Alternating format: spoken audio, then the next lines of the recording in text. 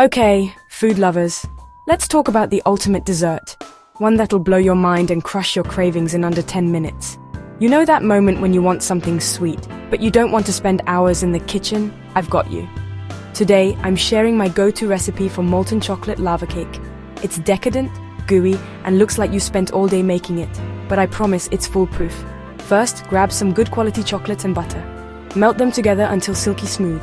Then whisk in a couple eggs, some sugar, and a spoonful of flour. That's it for the batter. No fancy tricks. Pour the mix into ramekins, pop them in the oven for just about 12 minutes. And here's the secret. Don't overbake. You want that dreamy, oozy center when you cut in. Serve hot, maybe with a scoop of vanilla ice cream or a sprinkle of sea salt if you're feeling fancy. The best part? This dessert wows every single time. It's rich, chocolatey, and that molten center is pure magic. Whether it's for date night, family dinner, or just a solo treat, this lava cake never lets me down. Trust me, once you try it, you'll never look at dessert the same way again. So grab your ingredients, and let's make some chocolate magic happen tonight.